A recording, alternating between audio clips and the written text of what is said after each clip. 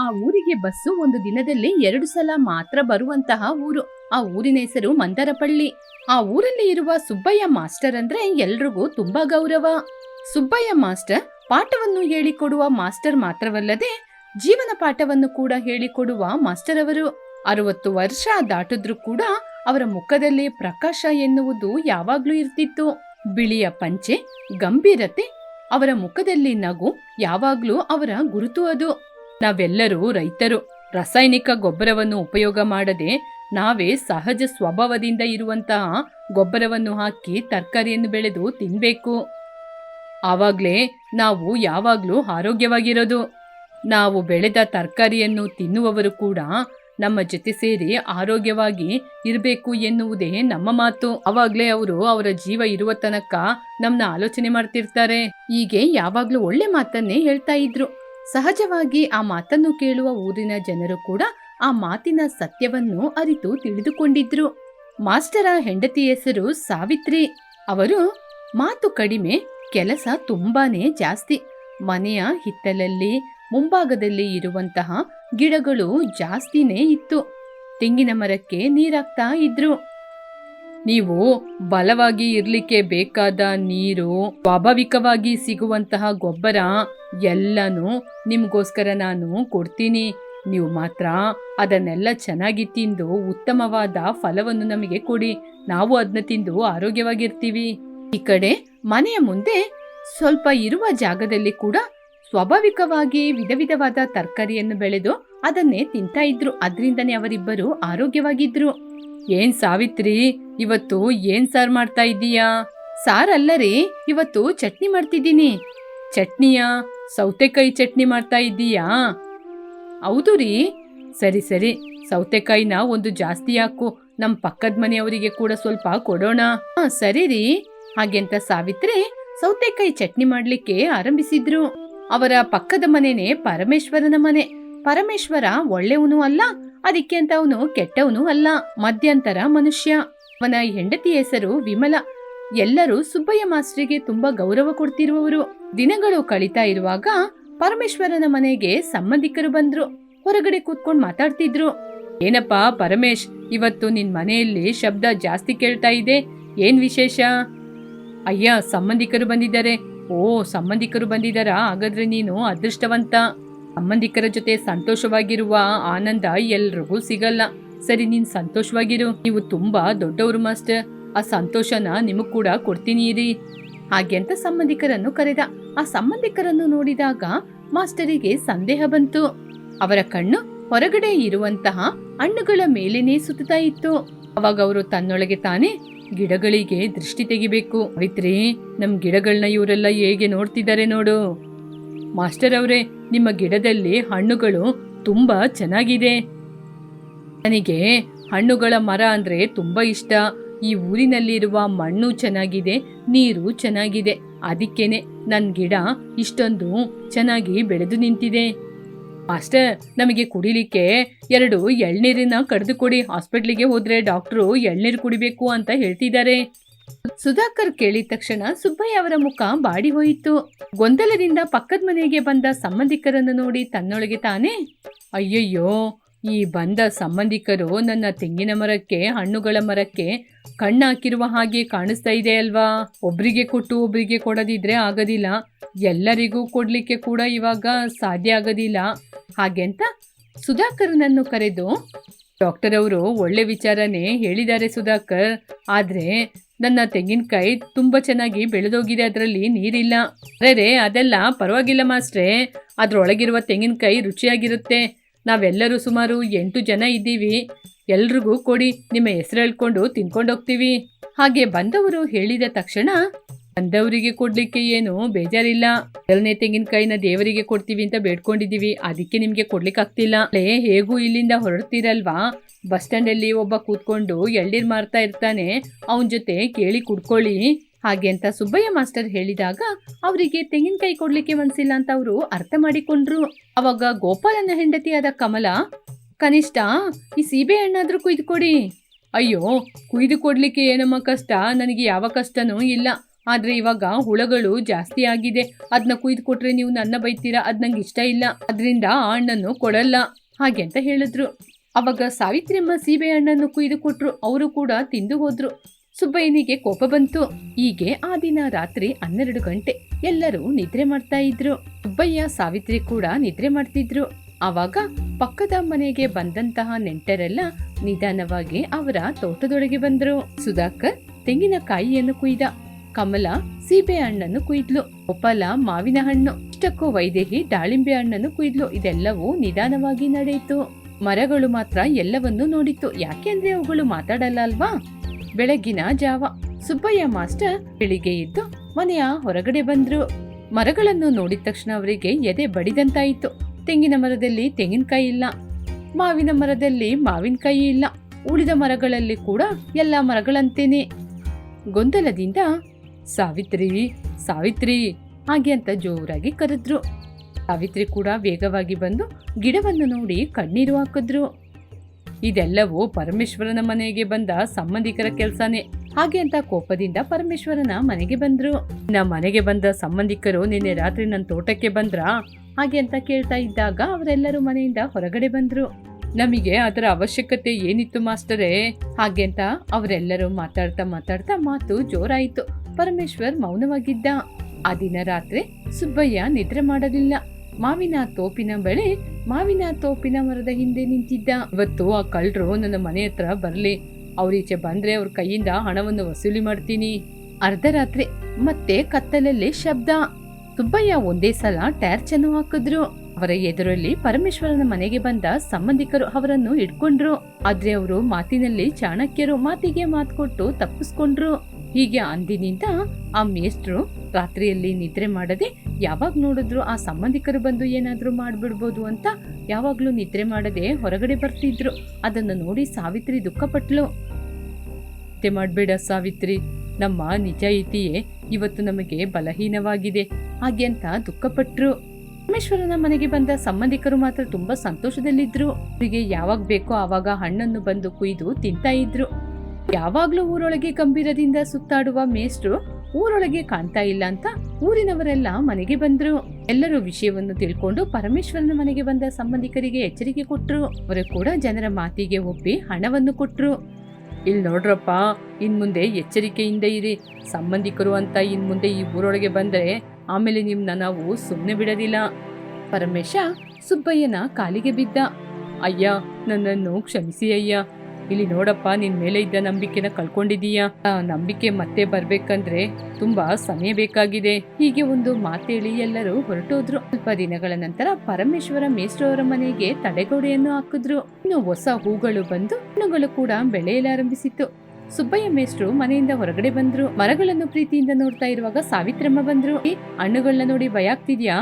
ಇನ್ ಮುಂದೆ ನಾನು ಭಯಪಡೋದಿಲ್ಲ ಸಾವಿತ್ರಿ, ಯಾಕೆಂದ್ರೆ ಹಣ್ಣುಗಳನ್ನು ಕಳ್ಳತನ ಮಾಡ್ಬೋದು, ನಿಜವನ್ನು ಕಳ್ಳತನ ಮಾಡಲು ಸಾಧ್ಯವಿಲ್ಲ. ಅದರ ಜೊತೆಗೆ ನಾವು ಕೂಡ ಎಚ್ಚರಿಕೆಯಿಂದ ಹೇಗೆ ಜೀವನ ಮಾಡೋದು ಅಂತ ಕಲ್ತ್ಕೊಂಡು ಇನ್ ಮುಂದೆ ಜೀವನ ಮಾಡಬೇಕು.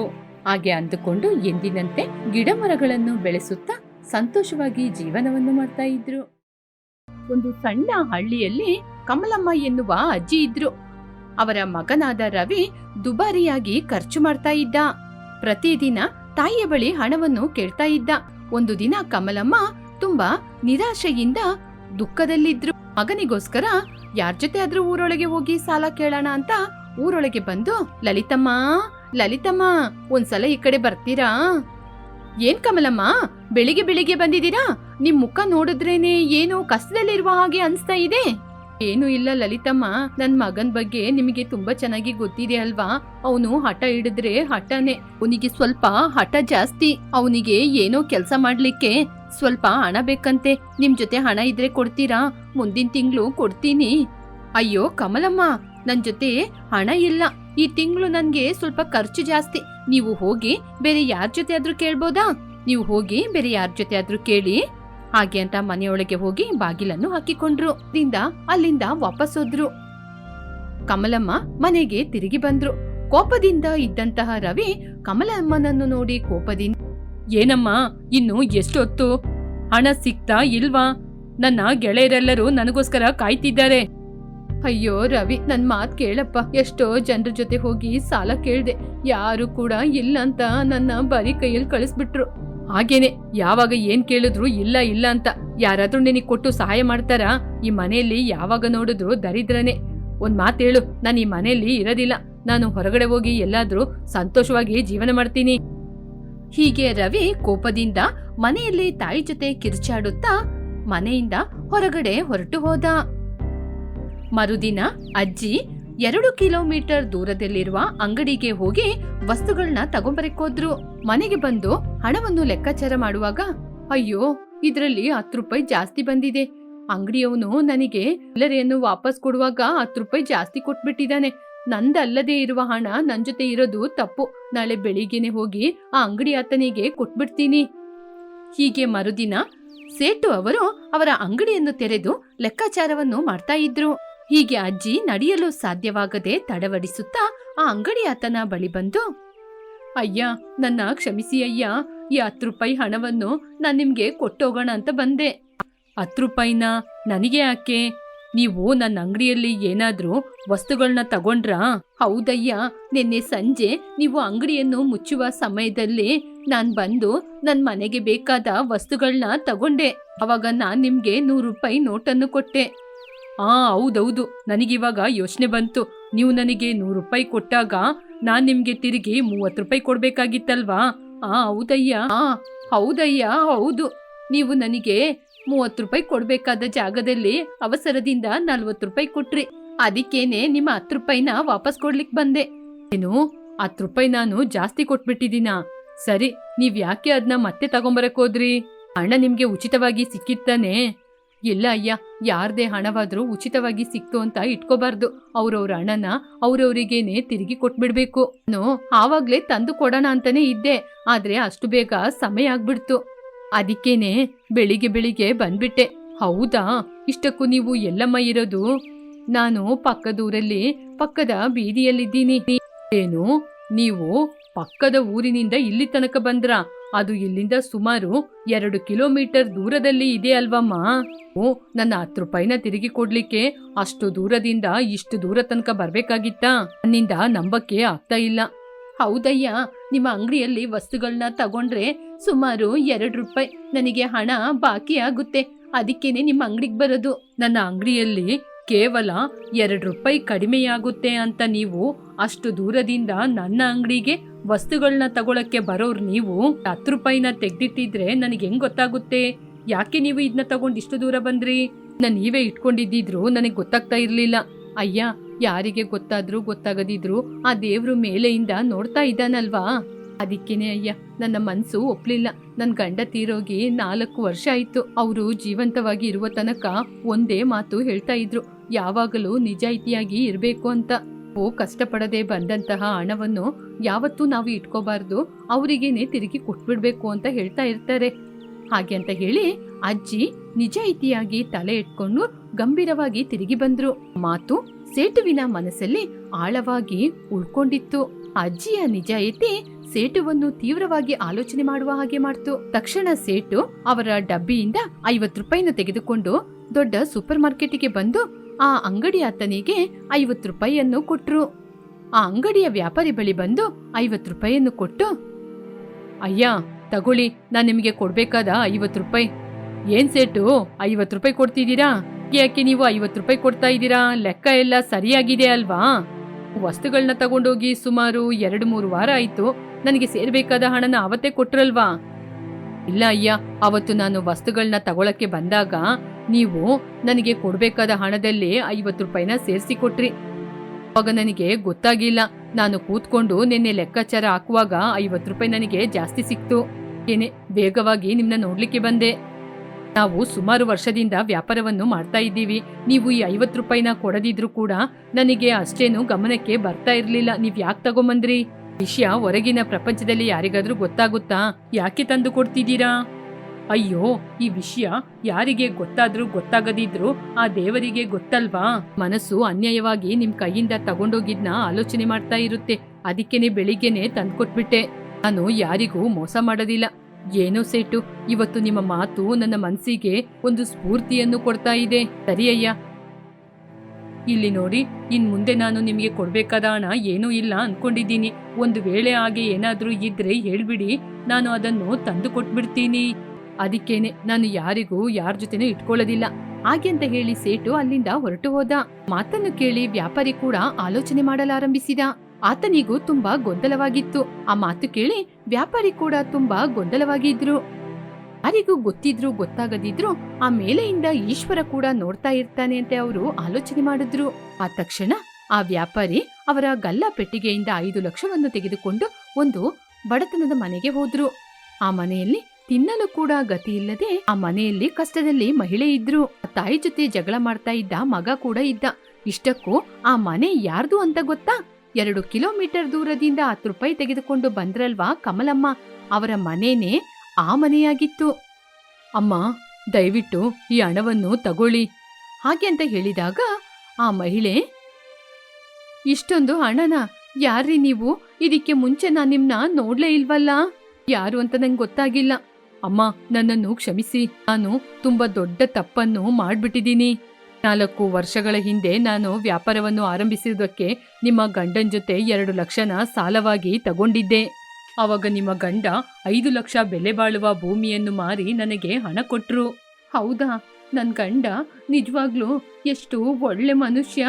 ನಾನು ಹಣ ತಗೊಂಡು ಸ್ವಲ್ಪ ದಿನದಲ್ಲೇ ನಿಮ್ ಗಂಡ ತೀರ್ಕೊಂಡ್ರು. ಆ ಹಣವನ್ನು ನಾನು ವಾಪಸ್ ಕೊಡ್ಬೇಕು ಅಂತ ನಾನೇ ಇಟ್ಕೊಂಡೆ. ಆದ್ರೆ ನನಗೆ ಆಸೆ ಜಾಸ್ತಿಯಾಗಿ ನಿಮಗೆ ಕೊಟ್ಟಿಲ್ಲ. ನನ್ನನ್ನು ಕ್ಷಮಿಸಿ, ಹಣವನ್ನು ತೆಗೆದುಕೊಳ್ಳಿ ಹಾಗೆ ಅಂತ ಹೇಳಿದ. ಹಾಗಾದ್ರೆ ಇವಾಗ ಯಾಕೆ ತಂದ್ರಿ? ನಾನು ಈ ವಿಚಾರ ಯಾರಿಗೆ ಗೊತ್ತಿಲ್ಲ ಅನ್ಕೊಂಡಿದ್ದೆ. ಆದ್ರೆ ನನಗಿವತ್ತು ಜ್ಞಾನೋದಯವಾಯಿತು.